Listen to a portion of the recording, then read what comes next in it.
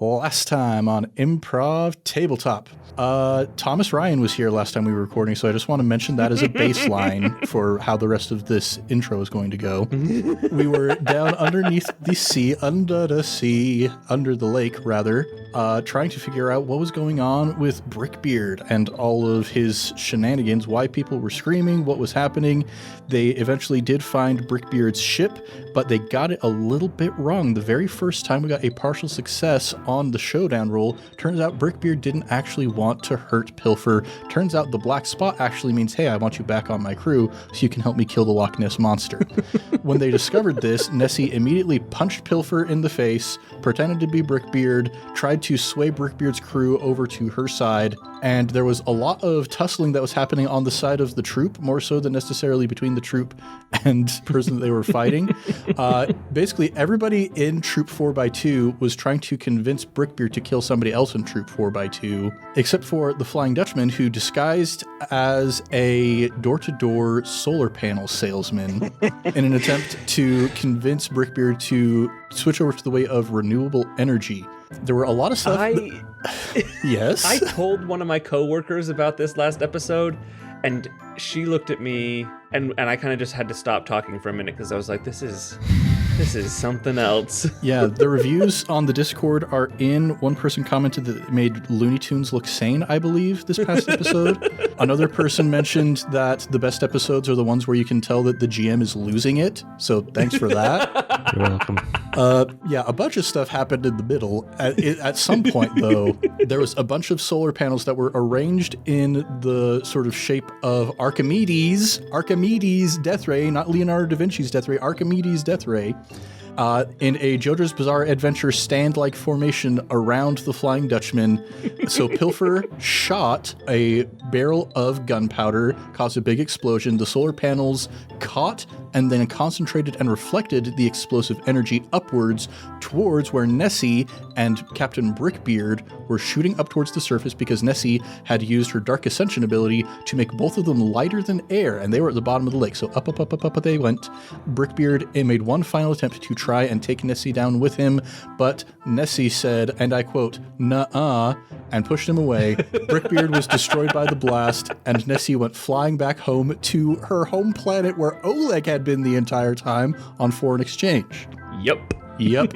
That's what happened. Yep. I will say, my oldest son, Ronan, hello, Ronan, I know you're listening to this, has been following the Tension Builders a lot. He's loving it. And he keeps reminding me that Mr. Bean tore apart Alvin up on the ship, and we have not yet dealt with that. Oh. Yeah, I remembered that. I totally forgot about that. I had completely forgotten. I should have assumed that Ned did not forget. Yeah, that's why I was looking at how many strings I have on you guys before we started recording. So much has happened, and I already have a bad memory just as a human being that I have no recollection of that at all. That feels like completely new news to me. Well, when we left off, Troop 4x2 was just kind of treading water in the middle of Lake Studston. What's going to happen next? Let's find out here in the world of the Tension Builders.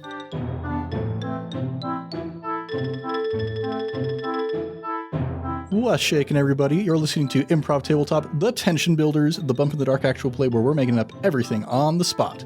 I'm Ned Wilcock, your host and GM, and today I'm joined by... Caleb Anderton, are you not entertained? Christian Randall, I think I should get bangs. Ooh. Evan Peterson, I think I should get hair.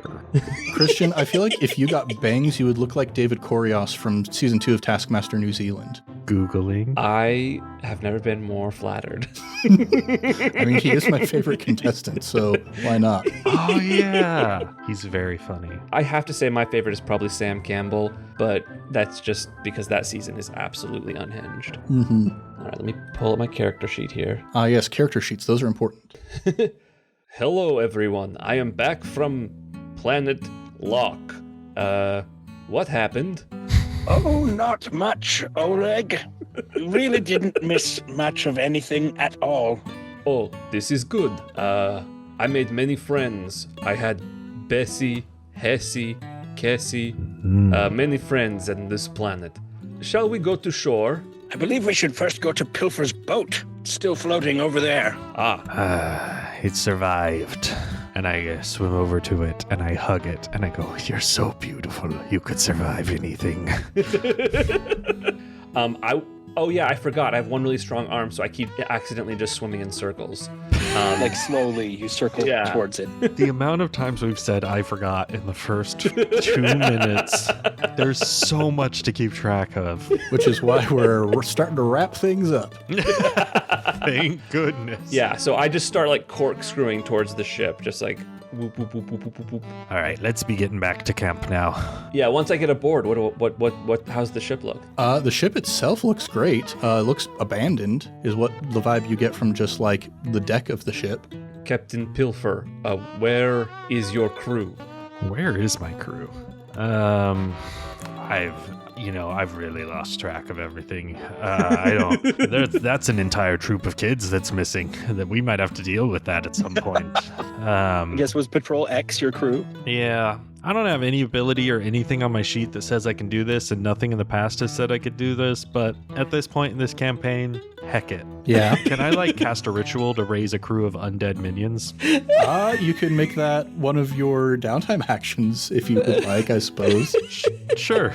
All right. Well, before we get too far into that, I guess we should generate fallout and alarm and all of that stuff. Oh my gosh. There are some mechanics to this game that we should try to be honoring. Okay, fallout. Generate alarm. Contain standard exposure, loud and chaotic, high exposure. I mean, here's the thing. I keep sending you guys to places that are far away from where any of the other scouts would be able to see you. Well, how big was Nessie? Yeah, Nessie and Brickbeard just shot into the air in a fiery explosion. Also, while there's no scouts around, there is construction workers. There are construction workers. They have just barely finished building Loch Ness, and they are immediately starting to disassemble Loch Ness because we are done with that arc. So, okay, Nessie was the only one who actually survived to make it to the surface to fly off into space. Brickbeard turned into a beach ball and kept flying up into space because he got melted by the Archimedes death ray. Now, Nessie... There was a scout who saw that. Yes. And I think Nessie is surely going to catch some attention aside from just this one scout. I'm going to make a roll to see how much attention Nessie has captured. You might be disappointed at how few people are excited by the sight of the Loch Ness Monster just flying up from the surface of the lake into the air. At this point at this camp, are we surprised? It's just another day in paradise. Just how things go here. Mm-hmm. So there are some people who noticed, we'll say contained standard exposure, I guess. So looking at our troop sheet there, that is going to give us 2 more alarm, which finally fills our alarm track. Okay. We did it! Oh boy. Oh yeah, we haven't exactly been trying to lower that, have we? I think somebody at one point tried to lower alarm, but it's been a while, and the mantra of this episode I have forgotten. So when your alarm reaches 8, mark a level of panic and clear your alarm tracker. Any excess alarm rolls over. So we're just going to clear all 8 alarm, and that translates into 1 panic. Now, what panic does, the higher the panic level, the more likely it is that regular people will interfere or be targeted, and that factions or monsters will act against you more forcefully or try and hunt you down. The only way to reduce alarm is through the Quell Downtime beat. Clearing levels of panic requires more effort and risk. As such, it can only be done as a long-term project or a series of them. So, here, leading into one of our final arcs, we finally have a level of panic. You know what? That feels appropriate. We should probably have been panicking for a while. Well, you guys have been doing plenty of panicking. This is how much everybody around you is panicking. Prior to this point, it's all been, you gotta admit, they get stuff done. But maybe now, finally, somebody out there is starting to realize, they do get stuff done, but... But what is the cost? Exactly. That is our fallout. Now, I gather strings. The keeper takes 1 string for each level of panic the pact has marked. Okay. 1 more string? 1 more string, and this is a general use string that I can spend on anybody. I think you got a lot of strings. You don't have to, though. Oh, but I will. You could just not take it. 'Tis my prerogative as the GM. Here's the thing. I have laid out so many narrative threads, and if we don't try and tie them up now, oh boy. So now we're going to mark Hope and Bond. Dutchman, did you address a challenge with influence or analysis? Maybe. I mean, tried to influence him to buy some solar panels. You did figure out the familial connection to Brickbeard's ship and therefore the weakness of Brickbeard's ship. That I did. All right. Did you embody your background or drive? I do have a hard drive, and I did use it. Sure. Oh my gosh. Did you express your beliefs or were they tested or changed? My belief that the Argo is the worst, I don't think I could have been clearer about expressing that. More on that later, but sure, go for it. Finally, did you portray your relationship to the troop or the people of Camp Studston? Yeah, I think I finally formed some relationships with the troop. And now that you've made these connections, you can no longer speak to them. How wonderful. Dark. Okay, so that is for hope. And since the Dutchman is now once more a mute machine, we'll give one of each of those to the rest of the troop and have one left over to give to whoever feels like we need it the most. Thank you. That makes sense. Now, Pilfer, did you address a challenge with deception or charm? Yeah, I disguised myself as a scout. A very charming scout. That was deceptive. Mm-hmm. Did you embody your background or drive? This was a pretty piratical adventure. You think? I think so. Okay, we can give you one for that. Did you express your beliefs or were they tested or changed? I don't know how much I expressed the fact that I think Oleg is a wizard, but he did disappear to another realm and then return from the sky. But I guess that's not tested or changed. That's kind of just reaffirming. Master Brickithon did have my back. Well, he was glued to my back, but he did have my back. And that tests my belief that any crew is capable of mutiny a little bit. Yeah, that works for me. He's rebuilding my trust in a crew. Nice little beat there. And did you portray your relationship to the troop or the people of Camp Studston? I think so, because my old boss offered me my job back, and I gave him the hypothetical middle finger and stayed with my troop. Mm-hmm. Finger. Oh yeah, the middle claw. Yeah, that works for me. Now, over to Master Brickithon. Did you address a challenge with cleverness or knowledge? Think so. I found how to make a water-breathing potion in my book. That is true. Came in very handy. Did you embody your background or drive? Yeah, I'd say so. Builder, researcher, teacher who wants to learn how to protect those around him perfectly. Nobody actually got hurt. Yeah, there was a lot of squabbling, but as far as damage taken, it's pretty mild actually. Yeah. Looks good to me. Did you express your beliefs or were they tested or changed? Oh, Pilfer's piratical past will promptly perturb us. Absolutely. Mm-hmm. Done. Done and dusted, kippers and custard. I might have to change that belief because I'm pretty sure it's done. Ah. It did perturb us.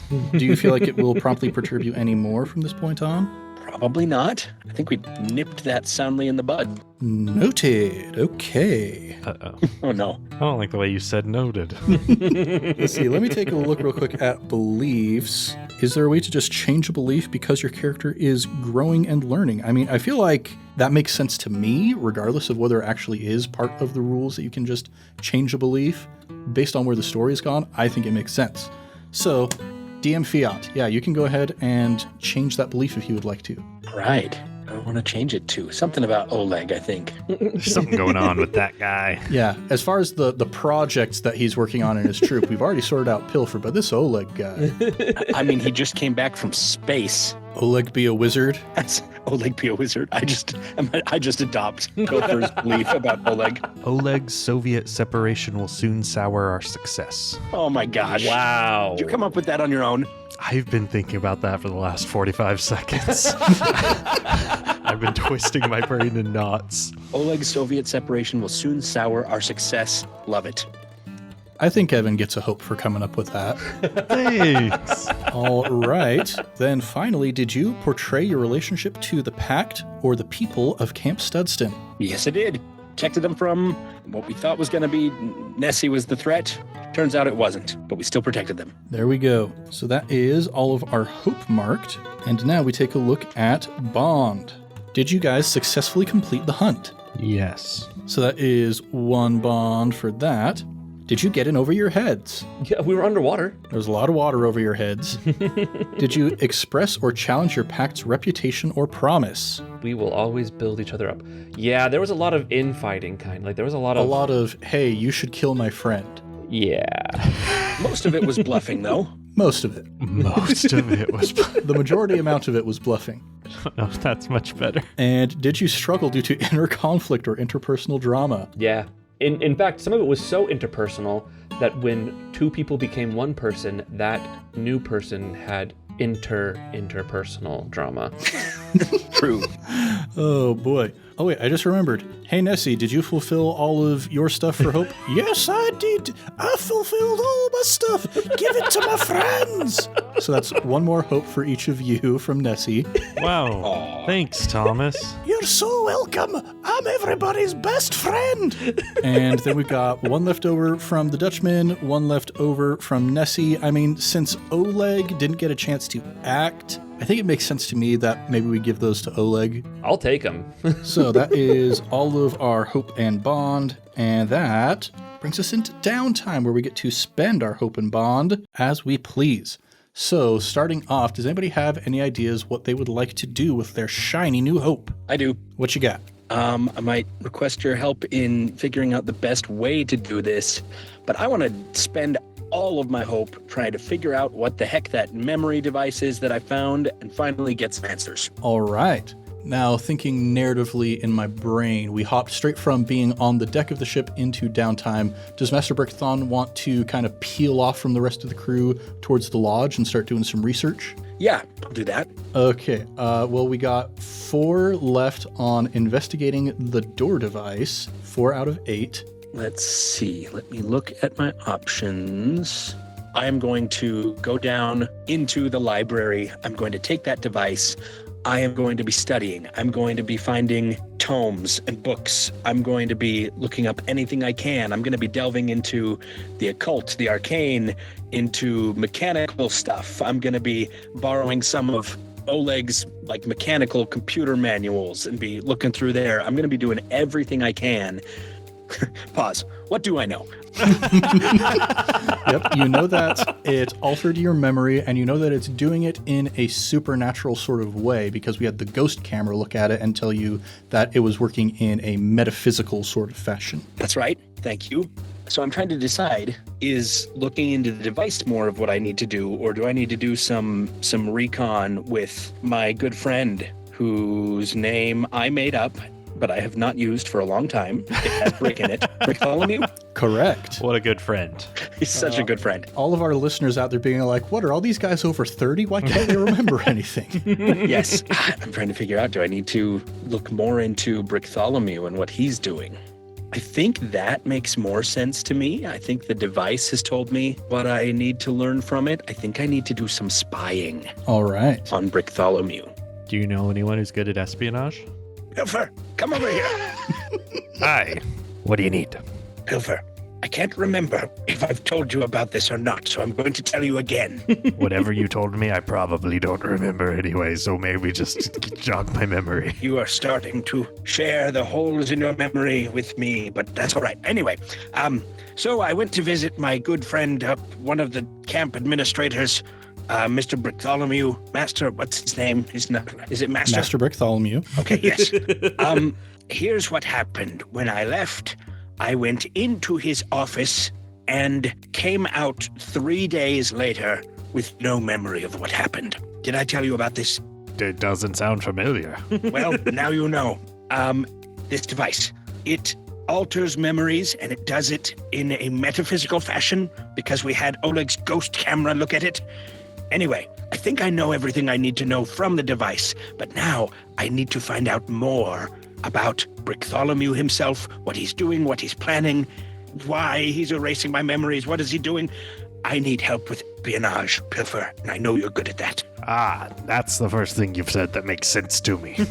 I can help you with espionage. Yes. So, you need me to spy on Bartholomew. That's basically what you're getting at. Or to help you spy? I kind of want to be there. Let's do this together. Okay. Then, it's time to give you a makeover. And then we do a makeover montage. Me holding up different outfits. I hold one up and hold it in front of him, and I hold the other one up and move my eye patch to the other eye, and hold it up, and I go back and forth a couple times. Cut to him in a makeup chair, powders flying everywhere. Some early 2000s pop song by like Hilary Duff or Britney Spears is playing. And in the end, we have a gorgeous, shining new Master Brickithon that looks like... Wait, where is Bartholomew works like at the lodge? Correct. Because he's the like camp owner or runner or He's the director, yeah. Then Brickithon now looks like the new head chef after we destroyed the kitchen and destroyed 3 witches. All right. And I look like a sous chef. Delightful. Wow, you're really good at this. I've had many years of practice. Yeah, you begin approaching towards the commissary, towards the kitchens, and like as you're about to walk through the door, it bursts open, and storming out is an Urukai wearing an apron and a chef's toque. Ridiculous! I should have been hired here. I am the best chef in this entire region. And he goes storming off into the distance, leaving it open for you guys. I'll catch the door with my foot right before it shuts, and then we'll slip inside.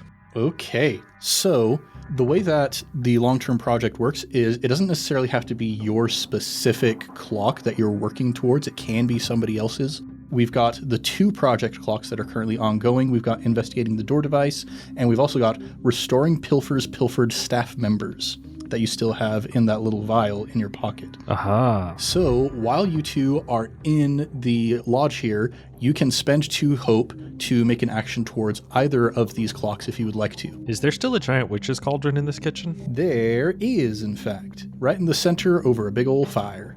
I could probably use that to help restore Pilfered staff members. Okay, wrong game. Can I use a flashback? What kind of flashback do you have in mind? I want to have snuck off to the library before we came here and gotten a book on witchcraft and witches' spells. Yeah, we could say that while you were hanging out with Alvin in the library there, as you were about to return it back to the shelf, you did like some sleight of hand so that it actually was just in your pocket all of a sudden. Okay, and I'll be like, Brickithon, just look natural for a little while. Make us look like we belong here. I'm gonna go cook something in the witch's cauldron. Maybe you go do inventory or something. Maybe you can like hear something through the walls of the storage room. Ooh, good idea. Good idea. And then I'll go and get out the book and restore miniaturized human beings. Quick, just point of clarity. When Evan first said that he disguised me as the new chef, I assumed there was already a new chef, so I was disguised as an already existing person. But then, when we got there, the Urukai chef left, so it sounds like I'm now just the new applicant is what's going on. Which one is it? I'm going to roll. You're the new applicant. Okay, cool. That makes things less complicated so I don't run into my doppelganger. Yeah. Real quick, Brickithon, as you split off to go do inventory, whatever it is that you're doing while Pilfer's doing his stuff, wouldn't you know it, when you were looking around in the library trying to find some information about the door device, you thought, well, maybe I'll like take a look in my palantir. I know it's risky, it's tricky. And you looked at the stand where you usually keep your palantir, and the palantir was missing. Oh dear. Just spending a string on Master Brickithon real quick. Oh. But yeah, go back as you were. Oh, beans. beans, inventory, legumes. And I know that the storage room here meets up right the corner upstairs. That's where Bartholomew's office is. And so I'll be listening at the vent right there, seeing if I can hear anything. Okay. Very nice. So I think, Pilfer, you sneaked us in here, so we can have you do some sneak. And Brickithon, you are listening. I guess that would be read, kind of as per usual for Master Brickithon. Yeah. All right. I rolled a 6. A 6 for Pilfer. That is 3 ticks towards restoring your pilfered staff members. Holy crap, I found a spell that worked. Yeah, you're flipping through the book and you're like, okay, I remember reading something about standing stones, rebuilding Stonehenge, but then there's also like a substitution at the bottom of the recipe. You know, in some recipes it'll be like, if you don't have sherry wine vinegar, you can replace it with this instead, blah, blah, blah. And the substitutions at the bottom of this recipe recipe are like, if you don't happen to have a few dozen standing stones, but you do have a cauldron that has definitely for sure actually been used by witches confirmed, then you can drop them into the cauldron and they'll be fine. That's convenient. It's in small print, so you didn't notice it last time, but it's there. Perfect. And I will follow the instructions and ingredients and perform the ritual. And I'll say, even because you got 3 ticks on that, the fact that you sneaked Master Brickithon into the kitchen in the first place does help Master Brickithon investigate the door device. So I will let that 3rd tick carry over to the door device clock. Wow. Thank you. Yeah, so you start throwing stuff into the pot here, drop the staff members in, and as they kind of swirl around, they start growing back to normal size. They are a little bit dizzy from spinning around in this cauldron. Can they actually wait before I drop them in? Can they still talk in the little vial? Yeah. Okay, before I drop them in, I'm going to be like, okay, I'm going to say something. It's going to sound really evil, but I don't think this works any other way. I will bring you back to full size, but you have to promise you'll never tell anyone that I kept you in a vial for like an indeterminate amount of time.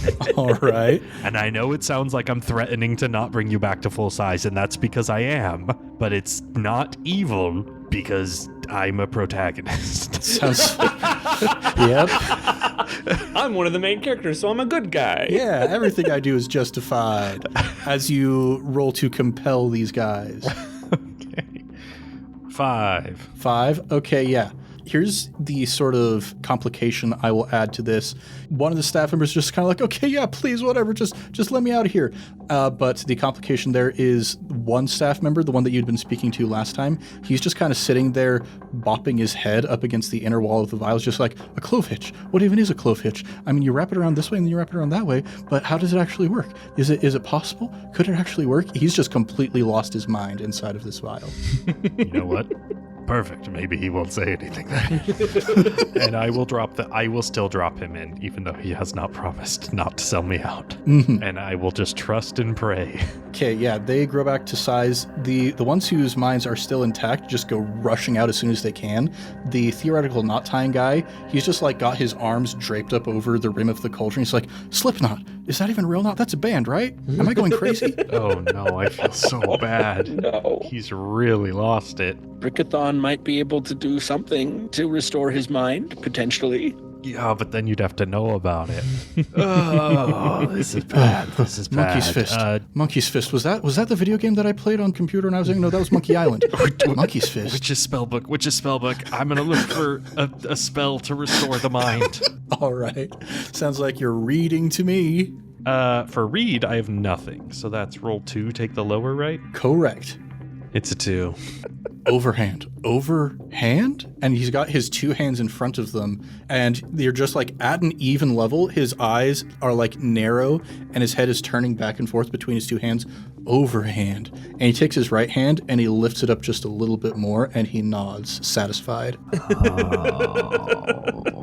I will probably talk to Master Brickithon, but we can see what he's been hearing while this has all been happening. Yeah, Master Brickithon, how is your read roll doing to hear what's going on with Bricktholomew? Well, I rolled a 1 and a 2. Oh my Great. gosh. I mean, that's still 1 tick on the clock. It is, and I have more hope to spend. Could I spend more and do it again? Yes, you may. Doing it. Aha, that's a 4 and a 5. All right, partial success, and that is 2 ticks on the clock, There you go. You're gonna get answers. which finally fills it out. Yeah, so you're up there listening at the vent leading into Bricktholomew's office. You hear him speaking to somebody. He's like, yes, we can't hire an Urukai to work in our kitchens, being of pure evil and all of that. I know it looks bad. I know it looks like we're not trying to be diverse and inclusive, but I don't care. Get out of here. And you hear some footsteps leaving his office. And then Bricktholomew's just like, oh boy, running this camp. If I'd known what I was signing up for when I took on this, At least it will all be over soon. Wow. That was unexpected. Where is Brickithon at the moment? I have not been keeping tabs on him as much as I should. Heard rumors that there was an explosion under the lake. It's obviously somewhat his doing. I should go take a look in my new palantir. Oh, my palantir. He's about to just see you sitting in the storage room. Oh, that's true. That's a bad idea. I was ready to just keep listening. Don't mind me just slithering over to my palantir. And you do hear this goopy slithering noise. Goopy? Everything is brick, except that little bit that escaped from Oleg at the end of that first encounter with the Brickithon. Why did I put the palantir so far away on the other side of my office? Takes so long to get to it from my desk. You should do something, Caleb. I think that's the... I either need to stop him, or I need to not look suspicious. You're one room away from him. How can you not look suspicious? He just sits there stroking his beard, thinking. Make something explode or something. Oh dear, I have tripped over my armchair, my favorite armchair. It's so comfortable. It's going to take me a while to get back up onto my slithery tentacles. Oh boy. Yep, I grab several ingredients from the kitchen and make a Molotov cocktail, and I chuck it through the vents towards his room so that it's going to make an explosion. Cool. And then I run. Okay, that is going to be... my gut reaction is wreck. Can you justify to me why it's something else? This is chemistry, baby. This is read all the way. Okay, chemistry knowledge.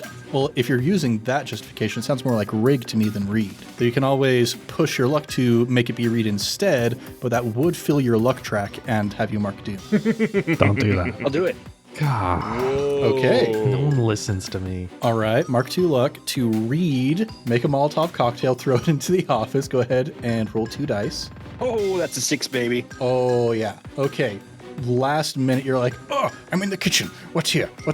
and you look around and you see a bottle of hot sauce that has exclamation points all over the label. And you're like, that'll do. You like put a rag into the hot sauce bottle. It's already in a bottle. You don't need to find another one. Light it up, toss it, and you hear a I can't say bones because you don't have bones. A bricks rattling explosion come from above you, directly above you. And I mean, obviously, Pilfer, you hear this as well, being not too far away. And you see Brickithon go flying out of one of the aisles of shelves, slam up against the far wall. Now, Master Brickithon, because you have just marked another point of doom, I mean, thank goodness that you got to decrease your doom because of Nessie in the last little situation there. However, when you mark doom, you either give into your inner darkness and stay in the scene, or you hold off the darkness within you, take a final action with an increased impact for collapsing, being left for dead, or otherwise being temporarily taken out of the scene, only to come back later changed. Give in to my inner darkness and stay in the scene. Yes. Or go out and final blaze of glory, come back later changed. Correct. And the blaze of glory might not work. Ask me how I know. Ask me how I know. I'm not bitter or anything. I am going to pick the blaze of glory option. Okay. Because of the fiery blaze of the explosion. And I'm going to say that is going to propel me across the room. In fact, across the room, out of the door to where the giant bell is, the bell that we rang to get the witches. Mm-hmm. And I'm going to hit the bell and just make a giant gong and collapse, slump to the ground, completely unconscious. Oh. Yeah, so at this point, if anybody in the camp hadn't noticed the lodge being on fire because of the giant explosion, they now know that something is going on. People are starting to rush towards the lodge en masse. So yeah, Pilfer, you just watched your Scoutmaster go flying out of a window from a giant explosion and hit the bell, and you hear shouts approaching rapidly. Okay, I am going to, Can I say that the explosion destroyed my disguise and I look more or less like myself? Yeah, works for me. Okay, I do that. You know what? To beans with it. I'll leave the crazy guy in the cauldron, just chilling like it's a hot tub. Mm-hmm. And I will just sprint out the door after Master Brickithon. He'll be fine. He probably won't snitch on me. He's too crazy. He doesn't even know where he's at. Sprint out the door, scoop up Master Brickithon, and roll down the hill into the lake. All right. Because I do think, if I'm remembering, here's the thing. I'm just picturing this entire area is exactly how it was at Scout Camp. Same. And our lodge with the bell outside was on a hill that led straight down to the lake. So Yes. I'm just picturing us tumbling down the hill into the water to hide. Correct. Yeah. You fall down into the water. People are gathering up. You hear the whining of fire truck engines coming up and spraying down the conflagration that is starting to engulf more of the lodge. Yeah, you've got your scoutmaster in one arm, and your ship is not too far away. From underwater, I will I'll pop off Brickithon's head and then lift just the bottom just enough out of the water so that his mouth can breathe. All right. Got Bluetooth breathing now. Okay, Master Brickithon, now that you have faced the darkness, it's going to change you in some way. Modify one of your beliefs to reflect this and clear your luck track. Clear every one of my luck that I have? Correct. So, I mean, that was an effective way to get rid of all of the luck that you had marked. Yeah, because that was completely full. All right, modify one of my beliefs. My belief here, there is something else that manipulates the bricks. Mm-hmm. Do you now know what that something is? Yeah, I feel like that needs to change somehow. I feel like that's the one that needs to be changed. I'm pretty certain that what has taken over Bartholomew is the last little piece of goop of non-brick substance that I created so long ago. That which I create only brings about destruction. Love it. That's what I was going for. Dark. That which I create only brings about destruction. Love it. Okay, you still got 2 hope left. Anything else you want to do? Yeah, what else can I do with 2 hope? I can do quite a lot. Yeah, I mean, same for Pilfer. Oleg, you haven't spent any of your hope yet. You've just been chilling. I've been doing other stuff. Yeah, so here's the thing, Ned. That's me. I have in my stave arc actions. Born to run. Something you thought you'd outrun is making itself a problem in the present. What is it? Who do you confide in? Describe dealing with things, permanently lose one of your connections, and take a new ability from your playbook. Mm-hmm. I think that was our entire last hunt. Yes, Brickbeard is a beach ball in space now, so he can't exactly be one of your connections anymore. Yeah, so I'd be clearing that. So I guess if I spend 3 hope, do I just get the new ability from my playbook and check that off? Works for me. Dope. I've got so many abilities. It's fun because I don't even use my abilities. I forget they're here, but I just keep getting more. You always know when someone is lying to you. Did I totally forget about that every episode? I don't think I've used it once this campaign, even when Thomas was actively pretending to be Pilfer. Oh, ain't that just the way? I'm going to choose Walk Softly. When you push your luck, choose one of the following additional benefits. Perform a feat of dexterity verging on the superhuman, or maneuver to confuse your enemies so they attack each other. Okay, that's fun. Anything else you wanted to do with the remainder of your hope? I still have 2. I'm looking at other abilities real quick. I think I want to use them to gain a new ability. All right. Oleg, was there anything that you were looking for? Definitely. First things first, I get on the boat and I look around. I have one quick question, and this is just on Pilfer's sheet. It looks like Pilfer is wounded and he's been beamed. Mm-hmm. That is correct, which I have also forgotten about this entire time. So I'm assuming there's just sort of like a scent of beans in the air. Yeah. I'm gonna go ahead and just follow the scent of beans at first. Hopefully this leads me to Alvin. Yeah, you start going down underneath the deck, and the first thing you see when you get onto that top step, peering down into the darkness from the hatch, is just a single claw hand lying at the bottom in that patch of light before everything else goes into darkness. This is spooky. I'll keep going. Yeah, you start heading down, and you hear from far off in the darkness on the other end of the ship a sort of revving. I'm gonna keep on going. Yeah, you start following the sound of the revving, and you're stepping on stuff. You're like, oh, what is this? Is arm. Step on something else. Oh, what is this? Is torso. You're just walking through, and like as you're peering down, there's bits of light coming in from the portholes, and you can see that the pieces of all of Patrol X are just scattered around the lower deck. Oh, sniff, sniff. Yep. You start sniffing, and you can smell. I don't know for sure what the Argo burns, but I'm guessing maybe diesel? Yeah. Smelling diesel fumes in the air? Argo? Hey there, bud. Are you evil? Right to the point.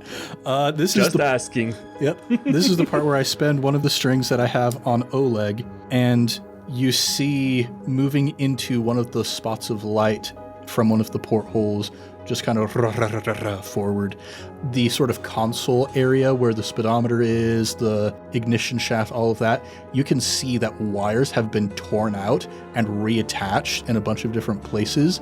And the Argo says, "Oh, now evil is really just a state of mind now, ain't it?" How is your state of mind? Oh, after I just disassembled every single living creature on this ship, I feel great. You need more disassembling? More disassemble, Stephanie. If anybody gets that reference. Can't say that I do. I'm sure that very few people are, so we're gonna scoot right on past that. You look very assembled right now, Oleg. You smell like beans. I feel like beans. I don't like beans. I don't like beans. That's what I was hoping for, 'cause the bean doesn't like you either. And you hear the revving start to increase in the motor of the Argo. I reach in my pocket and I pull out the keys and I hit the remote start button to turn it off. It turns off. Woof. I don't like it. I'm gonna go take the Argo apart. Okay. I'm just gonna stick everybody back together. Hopefully that brings everybody back. Roll to rig to see how well you do. Oh boy. Well, I was going to You're going ask. to create an army of Alvins. I'm so nervous about letting Oleg do this. I was about to ask, could I make it a long-term project to rebuild my crew? And would that ensure a more wholesome ending for the literal children? I mean, it would ensure a more wholesome ending, yeah. I rolled a 2 and a 6. Okay. So I did okay. Yeah, you did okay. You're able to find the pieces of Giles for sure, and you get him all put back together. And once you pop his head back into place, oh, Oleg, sorry. Oh, dear friend Oleg, the horrors I have experienced since you have been gone. Well, I am glad I am back so horrors can end. What happened? We were just all upstairs having a good time, and next thing we knew, the sound of revving, the sound of terrible tires, treading, crunching, tearing apart. Not a single one of us able to survive. I have no idea how this happened. I am sure I am not responsible. He grabs you by the lapels, pulls you in close. The bean. It smells like beans. It feels like beans. Oh. I'm going to spend 4 hope. All right. And if it's okay with you, I'm going to take narrative control and activate the Chosen, which is one of my unshaped arcs. The prophecy speaks of one like you, unshaped clay, to be molded into something great, something powerful. Describe learning of the prophecy and whether you believe it to be true.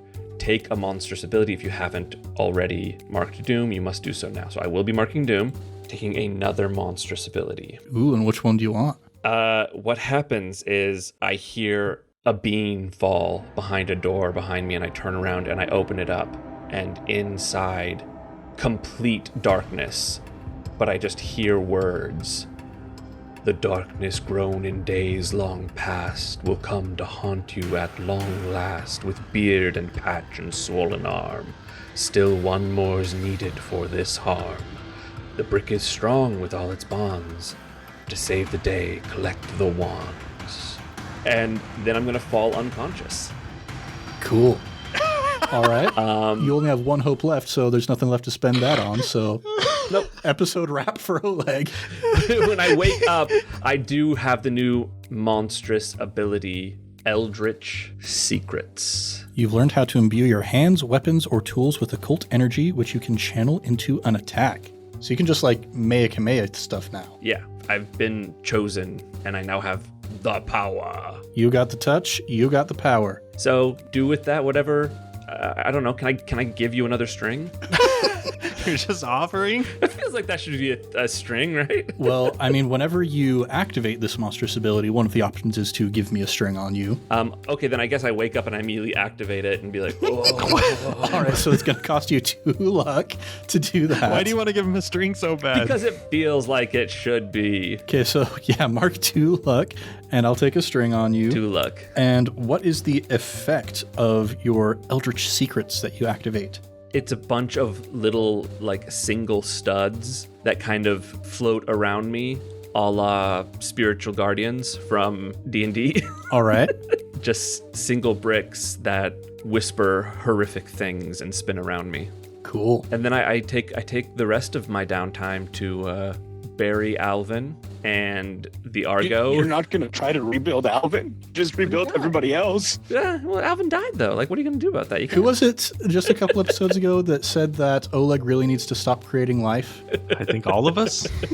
I do think I said it at one point, but I don't think I'm the only person that said so. Yeah, I will try and bring Alvin back, and I'm going to change the Argo and downgrade it, making me very sad, into kind of just like a golf cart. But it is because of my iconic vehicle and baby driver. Yeah. It's still a pretty souped up golf cart, but the Argo is no more. I like that you said I'll rebuild it as if like we all were twisting your arm so much. I guess I will rebuild the Argo. It's fine. But yeah, I will rebuild Alvin too, or attempt to anyway. Attempt to. Roll to rig. That's a 5. All right, yeah, you get the pieces back together, though you do accidentally swap in a couple pieces from some of the other members of Patrol X as you're doing so. So when his eyes open back up, he just goes, "Oh dear, where am I? Welcome home, Alvin. Alvin, is this my name? Do you want a different name? I don't know what a name really is. Okay, Cornelius. Okay, I'm Cornelius now. Very handsome man. This is my first time experiencing consciousness." He hit the hard reset on Alvin. One moment, and I'm going to take his head off again and kind of shake it and then put it back on. Is good? Is good. I am Cornelius. You are my friend, uncle, cousin. I was your uncle's roommate's friend, Uncle's roommate's friend. Cool. and you're my son. Oh, okay. That makes it a lot more convenient. Okay, Pops, let's go do father-son bonding activities. He was finally going to clear his daddy issues, and then you just immediately slapped him back on. Yes, help me rebuild Argo. Yes, Cornelius and Daddy working on the golf cart out in the yard, just like the olden days. Yeehaw. All right. Yeehaw. Pilfer and Master Brickithon, you each still have 2 hope left. Anything else you want to do? I'm spending my origin story.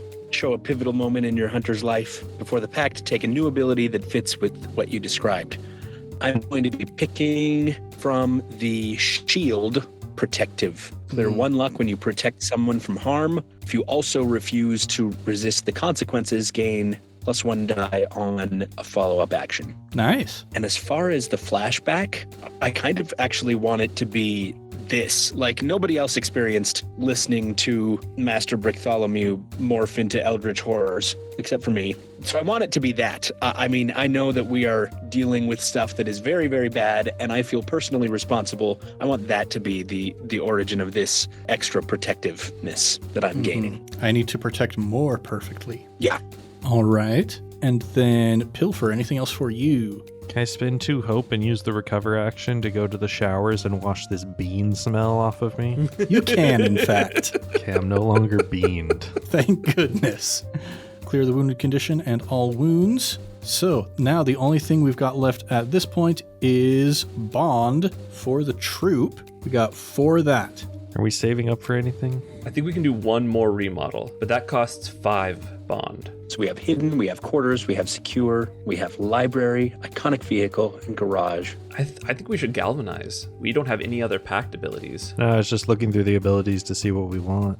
There is Stronger Together, where we all get an additional Doom box due to the bond and how long we've held off the darkness. That could be narratively appropriate. Yeah, another one that is like very immediately practical is Crafty. Each hunter may mark a dot and scramble, read, or rig their choice. And then the pact gets a free beat to work on long-term projects or acquire assets in downtime. I always like another dot. Though there's also a similar one, Person About Town, which gives you the options in Compel, Connect, or Sway instead. And when you work alongside your allies on a hunt, they get +1 die for teamwork rolls, including setup and acting together. Ooh, okay, Person About Town might be better, because we're not going to have a lot more downtimes, but we're going to have a lot more hunt. Compel, Connect, or Sway. I could have 3. Yeah, can we use this to get 3 in a thing? I believe so. Or I could do Connect, and then I would have 3 heart. It's me, Oleg, man about town. Everybody knows me. Everybody hear my voice say, I know this man. So we doing Man About Town? I'm good to take man about or person about town if you are. Let's do it. All right, we take galvanize. I'm going to have 3 heart and 3 body and 1 mind. And then I think that working together towards a common goal, I think we just finally sit down and make some s'mores and just do a normal night of like camp. Boring. We need it for what's coming. Ooh, yeah. Nice and cozy and relaxing around the fire. What do you guys all have in Compel, Connect, and Sway? I've got 2 in Connect and 1 in Sway, and I just took the 1 in Compel. I had 2 Compel, 2 Sway, so I decided to do 1 Connect so that I could have my like base heart full. I think I will also. I have 1 in Compel, 1 in Connect. I think I'll put 1 in Sway. All right. Well, with that, Caleb, what is a fun scout camp sort of activity that you think is going to be happening in the near future that is going to get really complicated by all the weird stuff going on? We are all going to the ropes course. Okay. I like this. I will also get in touch with our next guest to see what kind of stuff he's got in mind and use that to inform what happens as we begin our next hunt. But for now, I think that's where we're going to end today's session here in the world of the Tension Builders. It all feels so tame compared to what happened. Yeah, this has been a big downtime, big downtime. But we're definitely coming up on the end here. We finally know what the door device is all about. We finally, I think, got a glimpse at who our final boss is going to be. We also know that his weakness is armchairs. Throw them in front of him. He will trip. Can't get past him. Whew. Well, everybody, thanks for listening to Improv Tabletop and this long, fun downtime episode. We'll be back next time with more adventures in the world of the Tension Builders. If you want more, go ahead and subscribe, maybe even give us a review. We would be as happy as a newly sentient child who has a definite father if you go ahead and give us a review on the podcatcher of your choice. Also all over social media that's not being used. We have an email, improvtabletop@gmail.com. You can get in touch with us that way. We've also got a Discord for our patrons. That's lots of fun. Now it's time to shout out our next batch of Sticker Club patrons. And the people we're shouting out this week are Elizabeth McDowell, James Walker, and Jay Forsman. Just this morning, Jay was talking in the Discord about how like 50% of the shout-outs he's gotten have made him a millionaire, but it hasn't actually worked in real life yet. So we're going to try that again and see if it actually does work this time. So these 3... Make it a B. Put a billionaire. Oh, yes. See if maybe that'll help. Yes, these are the first 3 billionaires to ever exist in the patron shout-outs. Definitely going to work this time. Hopefully it works this time. It'd be really cool if that works this time. Sending the good vibes out into the universe for you 3. And if you, dear listener, want to get some good vibes sent out for your financial independence, then you can consider joining our Patreon at patreon.com/improvtabletop, where you can also get things like Discord access, biannual sticker packs, and more, such as our current ongoing patron-exclusive campaign, Serpent Sea Sagas. Yeah. Now we're getting close to wrapping up the current arc, and then we're going to take a little break before the next arc, during which Christian and Connor and I have been scheming some very interesting stuff that hopefully we'll be bringing to you very soon. Going to be a madcap time, I am sure. Now, let's do a round of plugs. Who hasn't done it in a while? I haven't done it in a while. Kayla, what you got for us? Hey guys, you should listen to our sister podcast, I Cast Fireball. They're doing some pretty cool D&D 5e stuff over there. They've also got some Cosmere stuff, some Brando Sando RPG stuff going on. They're the only ones that I know of doing that. If you want dice, you should go over to Fanroll Dice and you should use the code Vroom Vroom Fifi to get 20% off your order. That's a big percentage. That's 1/5, guys. Mm-hmm. And we talked about this a really long time ago. The video game took forever to come out. Oh, yeah. I'm in a video game. I voice a couple of trolls in Simon the Sorcerer Origins. It's a fun little point-and-click adventure game. It's a prequel to the Simon the Sorcerer games that came out in like the 90s, and there's a bunch of them. It's a prequel. It's on just about anything. It's not very expensive. And if you get to the Wizarding College and you're trying to get in, I am the troll that stops you. And you got to go on some quests and get some things before I will let you in. And then you see me also playing the identical twin brother of that troll in a different place in the game. Ooh, Nice. that's fun. It is fun. So if you want to go get trolled by Caleb, that's a good place to do it. That's right. Well, everybody, thanks for joining us here in the world of the Tension Builders today. I've been Ned Wilcock, your host and GM, and today I've been joined by... Caleb Anderton, troll la la la la.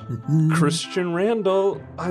Early YouTube was a fever dream. Yep. And Evan Peterson, I actually really like beans. Much love and stuff, everybody. We'll catch you next time on Improv Tabletop. Oh my goodness. I have been hampering myself by accidentally looking at the wrong person's sheet. What? I rolled with one less die than I should have on my last 2 rolls. Oh boy.